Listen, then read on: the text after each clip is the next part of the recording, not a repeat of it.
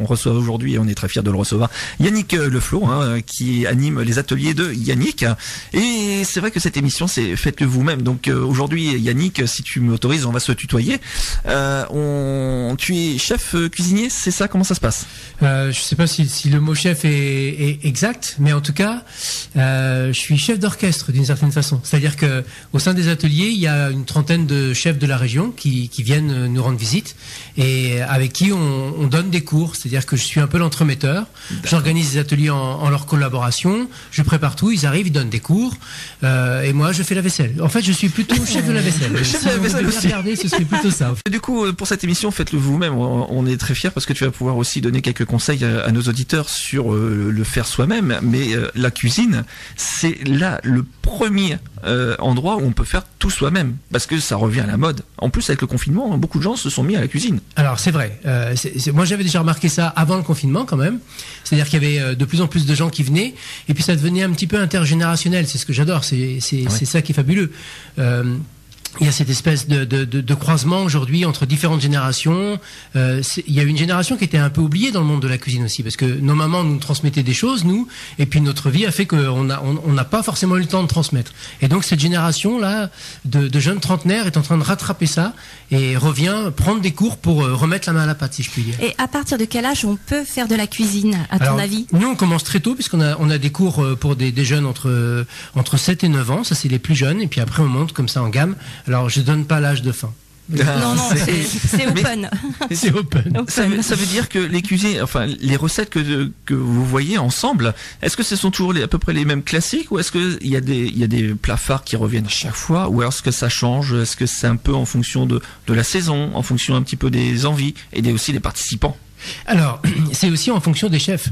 C'est-à-dire que l'avantage qu'il y a, c'est que les chefs viennent avec leur personnalité, avec leur culture, avec ce qu'ils aiment faire. Alors, nous, on a un cahier des charges, c'est-à-dire qu'on aime bien travailler avec la saison, on aime bien travailler avec différents produits, poissons, légumes, viande, etc. Et les chefs, eux, ils viennent avec ce qu'ils sont. On a Som, qui est à Vallone, qui est thaïlandais, donc il vient avec sa cuisine thaïlandaise. On a des chefs qui, eux, sont vraiment portés sur la cuisine locale, avec les produits du coin, donc ils viennent avec ça. D'autres sont plutôt contemporains, bien travailler que les légumes, donc on travaille avec les légumes.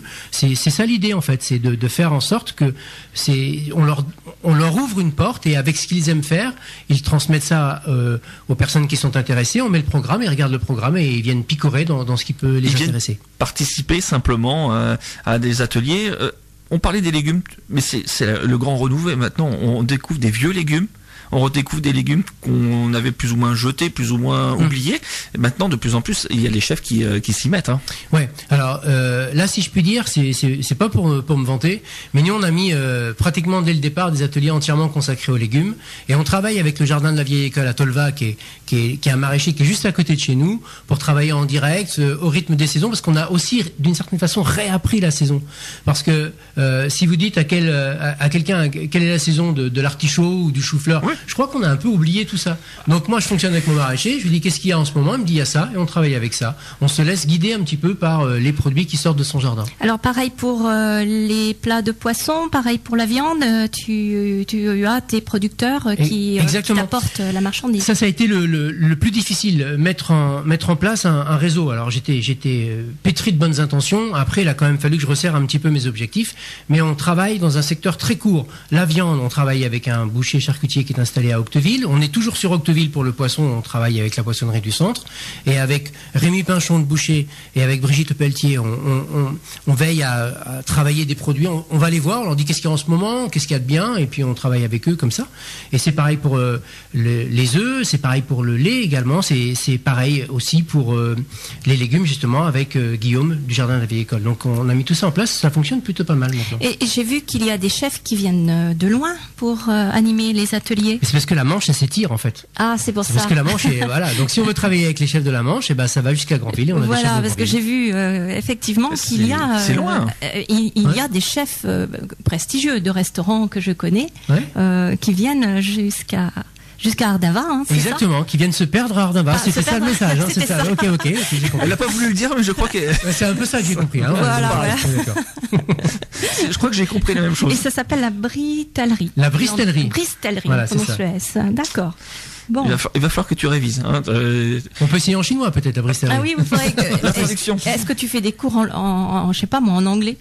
Tu reçois tes anglais parce qu'ils ont besoin, eux, vraiment. Alors, de cours de cuisine. Je sais pas comment. Chauvine. Je sais pas comment prendre ça parce qu'on a un chef qui est anglais lui-même. Et tu lui donnes mon mail voilà. Ou mon téléphone. Et je m'arrange. Je trouve que lui n'a rien à envier au chef français. Il travaille vraiment très très bien. Alors ça nous est arrivé de donner des cours en anglais et ça nous est également arrivé de donner des cours en russe parce qu'il y a eu aussi des Russes qui sont venus aux ateliers. D'accord. C'est un exercice particulier. C'est un exercice quand même. D'autant qu'il faut une interprète, donc c'est une jonglerie quand même. D'accord.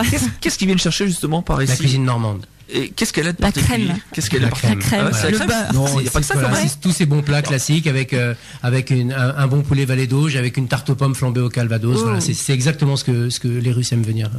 C'est vraiment les plats authentiques de chez nous. Mais qui sont très bons au final. En plus, c'est vrai, c'est bien fait, c'est très bon. Et disons, ça donne déjà envie. Hein. On commence à peine l'émission que ça y est. On va finir cette émission, on va avoir trop faim. Ah, carrément. Et comment dire, comment ça se passe c'est une cuisine, cuisine en taille XXL comme. C'est ça. C'est ça. L'idée, c'est une cuisine, j'allais dire comme chez vous, un tout petit peu mieux. Mais ouais, j'imagine. L'idée, c'est quand même comme chez vous. C'est-à-dire qu'on a un four traditionnel, on a une plaque à induction, on a des robots classiques, on a des couteaux, des fourchettes, voilà. En tout cas, nous n'avons aucun matériel professionnel. Et avec ce matériel domestique, dans une cuisine un peu plus grande que la cuisine que vous avez sans doute chez vous, à quelques exceptions près, des gens qui sont venus dans les ateliers n'ont pas été désarçonnés parce qu'ils avaient une cuisine aussi grande que la mienne qui fait quand même 50 mètres carrés, ce qui n'est quand même pas rien. Voilà. Ah oui. Non mais il y a des amateurs, il y a des gens, c'est incroyable, ils ont plus de matériel chez eux et ils ont des cuisines qui sont gigantesques parce que c'est des vrais passionnés. Et donc dans cette cuisine, eh bien on veille à ce que les gens pratiquent au maximum. C'est vraiment ça le credo. Les chefs, ils n'ont qu'une consigne, vous venez, on met en place le menu, ce qu'on va travailler, mais la consigne, c'est veiller à ce que les gens pratiquent au maximum. C'est ça l'idée. D'accord. Ils font pas une démonstration de cuisine et les gens regardent, on veille à ce qu'ils pratiquent au maximum. Et après on mange. Alors ça dépend, parce que c'est aussi ça le problème. C'est que par exemple un foie gras, c'est un très bon exemple. Le foie gras, ça se fait, mais ça se mange pas. Enfin en tout cas ça se mange pas tout de suite. C'est bête ça. Et le foie gras, il a besoin de maturer. Une fois qu'il est fait, qu'il est mis en terrine, il faut au moins 3-4 jours avant de pouvoir le manger. Donc des fois, il y a même des gens qui pensent qu'ils vont taper dedans ils ont amené la baguette. Et on leur dit, non, ce sera pas pour le foie gras. C'est pas possible. C'est logique. C'est logique en fait. Donc ils repartent avec leur petite terrine. Les gens qui arrivent repartent avec ce qu'ils ont fait. Ça c'est plutôt la tendance, c'est-à-dire qu'on veille à ce que les gens repartent avec une grande partie de ce qu'ils ont préparé et elles mangent ensemble en famille. Ça aussi c'est très chouette de ramener ce qu'on a fait et de proposer à toute la famille. Quel est le retour justement des participants qui ont peut-être appris un plat phare et le ressortent maintenant à chaque repas de famille Alors, j'ai envie de dire qu'il y a deux écoles. Il y a ceux qui se sont vraiment familiarisés avec les plats et souvent ce sont ceux qui ont décidé de refaire assez vite ce qu'ils ont appris. Ou alors il y a ceux qui ont vu et qui se sont dit plus jamais de ma vie je refais. Le macaron par exemple, c'est un très bon exemple. Le macaron, il y a plein de gens qui veulent faire des macarons. On leur demande comment on fait des macarons. Ils ont vu comment on faisait des macarons et ils ont dit plus jamais. Et après ils font la queue à Paris après. Voilà, en se disant non c'est compliqué, c'est galère. Il y en a sur Cherbourg aussi, mais c'est vrai que je peux pas les déguster comme ça. Voilà. Non mais alors soit il y a des gens qui, il y a une dame par exemple qui a décidé de faire des macarons pour tous les invités du mariage de sa fille, pratiquement 15 jours après son atelier. C'était très impressionnant parce que je pense qu'il y a même des pros qui auraient été un peu inquiets par la quantité de macarons qu'elle a. Elle avait vraiment rien à faire pour ce mariage apparemment. Et donc elle avait décidé de faire quelque chose de très difficile. Exactement. Elle a mis la barre très très haute. Au moins c'est personnalisé. C'est très personnalisé. C'est très personnalisé carrément. Justement, j'allais te poser, Yannick, la question, quel est le plat le plus difficile pour quelqu'un qui ne connaît pas trop la cuisine? On a des auditeurs qui vont peut-être vouloir se mettre un peu à faire la cuisine. Quel est le plat que tu déconseilles fortement d'attaquer parce que tu sais que c'est très pénible à faire? C'est une très très bonne question. En fait, le seul problème surtout, et je l'ai vécu moi-même à mes dépens, c'est que mine de rien, on a des niveaux de cuisine. Alors, ils sont pas toujours perceptibles parce que vous pouvez très bien décider en 3 jours de faire un gâteau très compliqué et vous allez probablement réussir. Mais vous allez vous écœurer parce que il y a plein de choses qui vous échappent. Vous allez sauver une pâtissière, vous allez faire une pâte à choux pas tout à fait cuite, etc. Et en fait, je pense que le plat le plus difficile, c'est celui qui est au-delà de ce que l'on sait faire. Et donc, il est toujours bon d'essayer d'intégrer son niveau de cuisine et de revenir à ce qu'on aime faire et vraiment cuisiner ce qui nous fait vibrer, les choses qui nous apportent du plaisir. Dès l'instant où vous êtes dans la contrainte, vous êtes en train de faire quelque chose qui vous agace parce que ça ne marche pas, etc. Soit c'est parce que vous n'êtes pas disposé, ou soit parce que c'est quelque chose qui est un peu trop compliqué pour vous. Il faut revenir à nos bases et reprendre petit à petit ces bases pour arriver à ce fameux plat que vous rêvez de faire. Il y a aussi des gens qui ont dit la goule sucrée ou la goule salée, et puis moi je suis pas mal au niveau des desserts, mais le reste pas trop, quoi. Et justement, c'est ce que chacun sa partie. C'est ce que j'allais dire. Est-ce qu'il y a des gens qui sont plus faits pour le sucré et d'autres plutôt pour le salé, ou est-ce que la base est la même et si on est bon en pâtisserie, on sera quand même bon en tout ce qui est cuisine? Non, et d'ailleurs on le vérifie bien. Les cuisiniers sont assez rarement pâtissiers. À l'inverse, on a des pâtissiers qui cuisinent plutôt pas mal, mais dans l'autre sens, c'est assez rare. Et on constate également que vous avez quand même beaucoup de gens qui sont très pâtissiers dans l'âme, c'est-à-dire ce sont aussi des gens qui sont très rigoureux, c'est-à-dire des gens qui respectent les poids, les quantités, etc. Et puis des gens qui sont plutôt cuisiniers, qui aiment bien improviser, créer, mélanger des choses, etc. Et ça, avec la pâtisserie, c'est un peu risqué. Et puis il y a les amateurs du chocolat aussi. Alors là, il y a vraiment des gens qui sont chocolat, qui adorent le chocolat. Voilà. Non, mais il est chocolat que pour les manger. Hein. Oui, non, mais on a bien compris.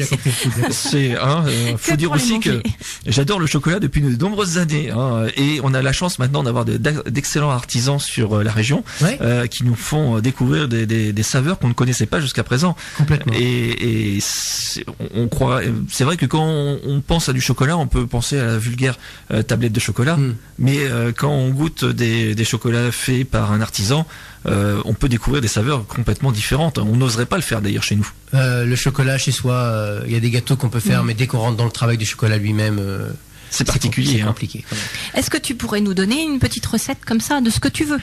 Facile à faire, que les avec auditeurs... du chocolat ou sans chocolat? Mais non, ce que tu veux, dessert, plat, je sais pas. Le nom de l'émission, c'est Faites-le vous-même. Faites-le vous-même. Voilà. Avec on va lancer le challenge aux auditeurs d'essayer de reproduire ce que tu auras. Alors, je pense que puisqu'on est dans le Faites-le vous-même, il y a vraiment quelque chose qui sert de base à tout dans la cuisine et qui est un point de départ de beaucoup de choses dans la vie. Ce sont les pâtes. Et quand on commence même nos études, ou qu'on se retrouve souvent tout seul, la première des choses qu'on fait, c'est souvent des pâtes. Voilà. Ces pâtes-là, on les met dans l'eau. Oui. Mais on a aussi la possibilité de faire des pâtes soi-même. Ça paraît rien, c'est tout bête, mais c'est une réelle, vraie satisfaction parce que c'est pas très compliqué. Et les pâtes, en fait, la recette, elle est simple. C'est 100 grammes de farine pour un œuf. C'est-à-dire que vous prenez cette base-là, vous rajoutez un peu d'huile si vous voulez, un peu de sel si vous voulez, et vous mélangez ces deux ingrédients tout simplement, vous les malaxez pour obtenir une pâte qui sera relativement lisse et élastique. Au besoin, vous rajoutez une ou deux gouttes d'eau. Vous pouvez même le faire à la main sans robot. Et après, avec un rouleau, vous étalez cette pâte le plus finement possible.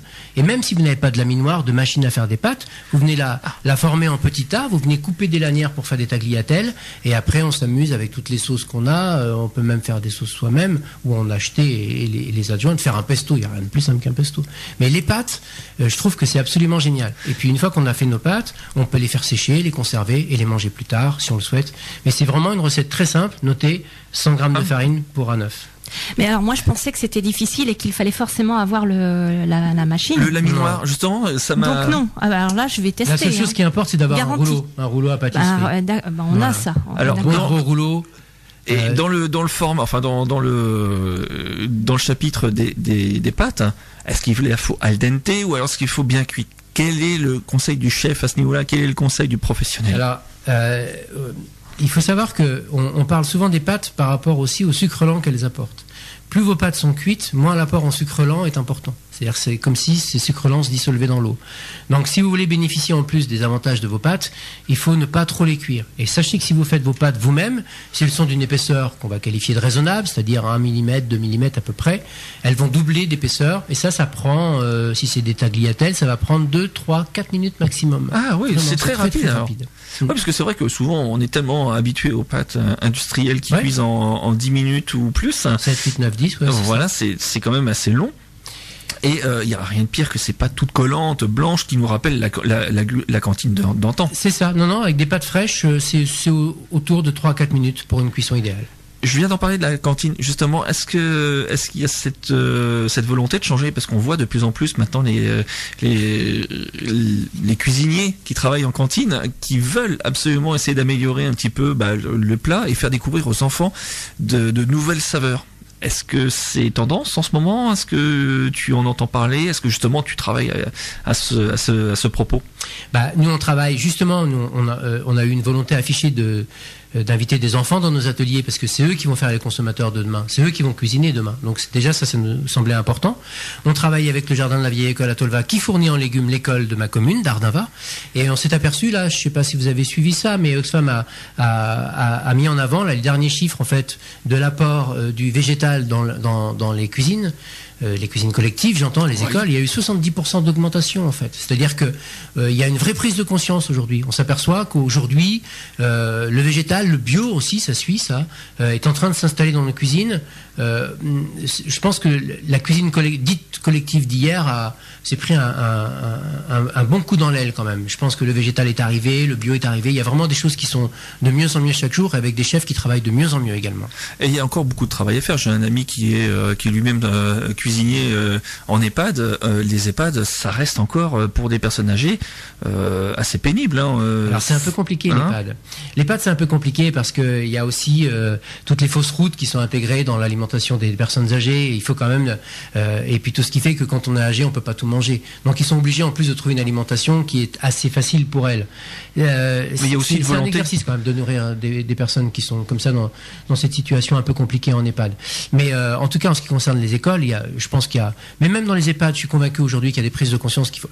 Mais en même temps, retirer des frites, ça marche pas. Vous voyez, il y a des choses qui peuvent pas s'enlever. Il y a des grands classiques, mais c'est vrai que les personnes, excuse-moi, mais les personnes âgées elles-mêmes, c'est elles qui cuisinaient avant. Elles avaient l'habitude de manger sûrement des choses meilleures parce qu'il n'y avait pas tout ce qui est produits chimiques et autres. Ouais. Et c'est vrai que maintenant, j'ai discuté pour préparer cette émission de cette émission, et lui il me disait, mais c'était aussi une question de coût. C'est-à-dire qu'à un moment donné, ils ont pas forcément envie de mettre 1 euro ou 2 euros de plus par repas pour essayer d'améliorer légèrement avec des produits qui sont beaucoup plus savoureux. Ouais, c'est vrai. Alors j'ai envie de retourner le problème quand même, parce que moi j'ai constaté que c'était un exercice pour les cuisiniers qui travaillent dans des écoles. On leur donne des budgets qui parfois sont particulièrement courts, et avec ça il faut qu'ils fassent à manger pour beaucoup d'enfants, et il faut que ce soit bon. Et ils y arrivent souvent quand même.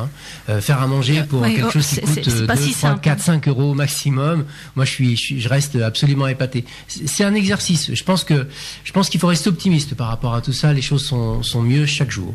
Et tout de suite, en ce moment, c'est l'automne. Nous sommes en automne. Nous venons de débuter. Depuis hier. L'automne est arrivé hier. Réellement, il est tombé hier. Le 22, Bon, c'est pas grave, on n'est pas 2 jours près, mais je crois que c'était le 22. On est en automne. On dit que les champignons sont les rois de l'automne. Est-ce que tout de suite, justement, les cuisiniers qui viennent chez toi cuisinent les champignons? Alors les champignons, moi je sais que j'ai surveillé il y a peu parce qu'on commençait à avoir des différences de température intéressantes.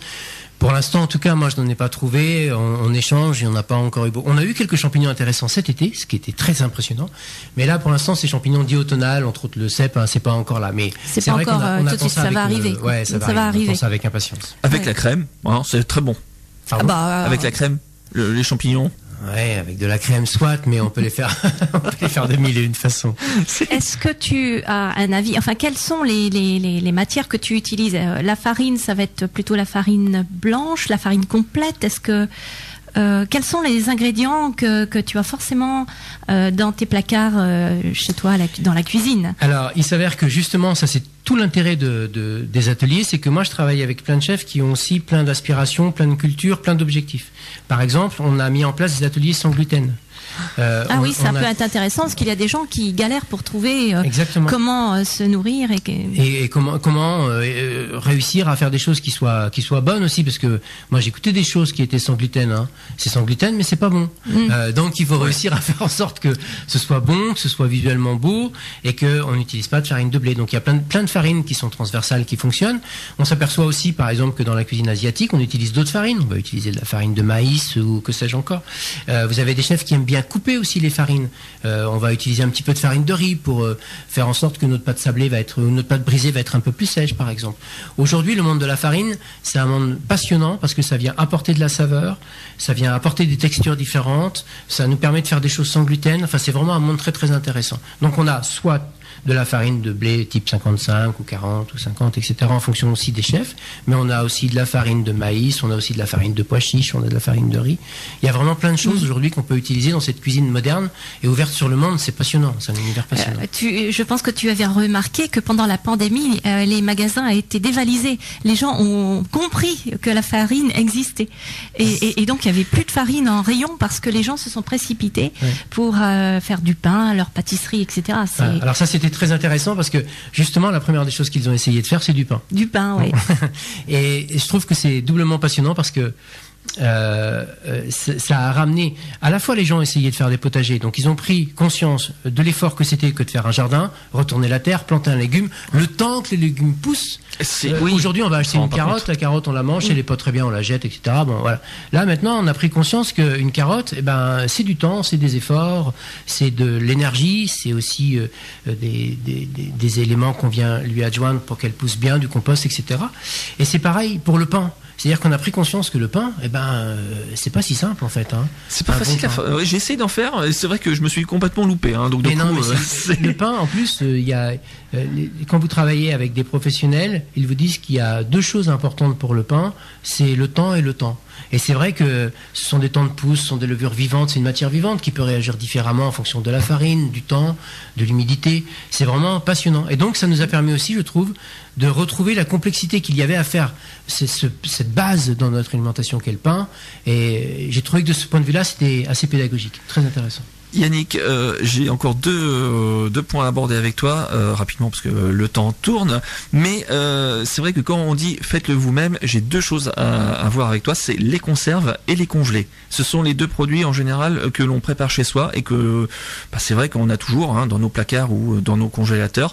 Pour toi, qu'est-ce qui est le mieux en ce moment en bocaux et qu'est-ce que tu fais régulièrement en congelé que tu mets et que tu ressors régulièrement? Alors moi je sais que les conserves on nous a souvent sollicité pour le faire, pour qu'on puisse proposer des ateliers autour des conserves.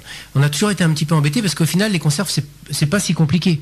C'est-à-dire que vous mettez dans un bocal avec une base de saumure ou ce qu'il faut, les légumes que vous voulez conserver, vous les mettez dans une bassine et vous faites cuire ça pendant longtemps. On a trouvé que d'un point de vue intérêt, c'était quand même assez limité en termes d'atelier. Mais c'est en effet un mode de conservation qui est assez intéressant, d'autant que ça garde une grande partie des propriétés des légumes. Ce qui n'est pas forcément le cas de la congélation. Je suis pas un grand fan de la congélation. Je trouve que la congélation, c'est bien si on veut conserver quelque chose sur un très court temps. Excuse-moi, mais c'est-à-dire, quand tu dis très court temps, d'après toi, c'est combien de temps maximum? Quelques jours, quelques semaines maximum. D'accord, oui, donc du coup, les congélateurs remplis avec... c'est une très mauvaise idée. C'est une très mauvaise idée. Ouais. Des gens qui me disent que là, ils ont encore de la Saint-Jacques au congélateur. Pour moi, une Saint-Jacques qui a été mise au congélateur l'année dernière, aujourd'hui, elle est brûlée. Enfin, c'est juste un avis tout personnel, mais quand vous voyez une Saint-Jacques fraîche, son aspect, sa texture, et que vous ressortez une Saint-Jacques qui a été mise au congélateur pendant un an, cette Saint-Jacques, elle est totalement brûlée par le froid. Et le goût n'est pas le même. Et le goût n'est pas le même. Ça, c'est sérieusement flétri. Donc la congélation, on l'utilise, nous, beaucoup plus en pâtisserie. C'est-à-dire qu'on va faire refroidir très vite des préparations qui ont besoin d'être refroidies, ou on va préparer des gâteaux qu'on va mettre au congélateur et qu'on va refroidir juste pour les couper. Vous savez si les gâteaux sont coupés aussi proprement comme ça? La raison, c'est parce qu'ils sont relativement froids et vous avez un couteau bien chaud et vous venez couper votre gâteau comme ça propre. Et c'est un outil, la congélation, en fait, pour la pâtisserie. Ah, ça, c'est le petit truc, la petite astuce. Moi, j'avais une question quand même pour Yannick, parce que j'aime bien parler des cadeaux de Noël et on s'y prend longtemps à l'avance. Parce qu'on fait une liste. Mais on fait une liste comme ça, puis après, je récapitule juste avant Noël. On fait une émission et on récapitule. Alors, je pense qu'on peut offrir un atelier. Ça peut faire l'objet d'un cadeau pour Noël. Exactement. Comment est-ce qu'on s'y prend? Qu'est-ce que tu proposes? Ça se trouve sur notre site, en fait. Sur notre site, on a des bons cadeaux de différentes valeurs qui correspondent à différents ateliers, mais ça reste de toute façon une valeur à dépenser chez nous. Et nous, ce qu'on a remarqué surtout, c'est que c'était quelque chose qui se développait. Et j'ai encore eu une dame qui m'a appelé hier parce qu'elle voulait offrir quelque chose à l'ami de sa petite fille, et elle ne voulait pas que ce soit quelque chose de matériel. Elle considérait que nos enfants avaient tout, en quelque sorte. et qu'il fallait revenir à des choses plus intéressantes qui nous ramenaient à de la pratique ou à des choses qui avaient un intérêt réel, pas un écran par exemple. Et donc elle voulait absolument lui offrir un cours de cuisine. Donc ça c'est possible en allant sur notre site, le site des ateliers. Sur le site directement. Voilà. Et quelqu'un qui ne sait rien faire vraiment, on peut lui offrir quand même. Tu penses à moi quand tu dis ça? Ça pourrait. Je sais faire cuire des pâtes encore. Pourrait. Non, mais je pense à quelqu'un qui n'y connaît vraiment rien en cuisine, qui voudrait. L'envie est là, mais vraiment, il faut partir, à bas, quoi. Ouais, alors nous, on a mis en place cette année, c'est tout nouveau, un atelier sur débuter en cuisine. Je constate que ça marche pas très bien, mais peu importe. Oui, parce que c'est vrai que quand t'arrives dans une cuisine quand même qui est grande, et tu sais quand même déjà un minimum. Faire de la cuisine, et donc du coup tu veux t'améliorer. Quand tu fais des stages comme ça, c'est pour essayer de trouver un petit peu une inspiration et augmenter d'un step. Hein. Non, mais ça c'est complètement vrai. Mais à l'inverse, il y a un moment donné, il faut se lancer. Donc quand on veut apprendre quelque chose, le mieux c'est de s'immerger en fait. Hein. Et il y a des débuts, il y a des bases. Donc on pensait que c'était intéressant, mais moi j'ai mis presque 3 ans à imposer les ateliers pour les enfants, donc je suis persévérant. Hein. Bon, donc on va mettre ça et on va le maintenir, on va voir bien. Parce que c'est vrai qu'en cuisine, il nous manque, je parlais des bases en préambule, et souvent un des problèmes majeurs, c'est qu'on n'en a pas forcément des bases. Les légumes, comment bien les cuire, préparer des bases de pâtes, alors les pâtes cette fois, pâtes brisées, pâtes sablées, comment cuire un poisson sans le matraquer, comment réaliser une petite sauce de base. Tout ça, nous on le propose, et ça effraie des gens alors que c'est pas si compliqué au final. C'est les trucs et astuces que j'aime bien, moi, tout ça. Eh ben voilà. Bon, en tout cas, ça sera le mot de la fin. Hein. Donc, on recevait Yannick Le Flo pour les ateliers de Yannick, parce que tu dois repartir à ton atelier. Donc, du coup, c'est ça. Il y en a un ce soir. Il y en a un ce soir. Donc, du coup, c'était Cook Afternoon aujourd'hui. C'est ça. On dirait une marque.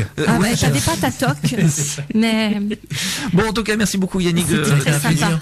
Et donc on pourra te retrouver sur le site internet, hein, et bien sûr on aura donc sur notre page Facebook les coordonnées. Ça sera un vrai plaisir. Si tu veux revenir un autre jour, il n'y a pas de problème. À bientôt. Merci beaucoup Yannick. Merci Yannick. Radio Flamme 90.6 FM. Radioflamme.com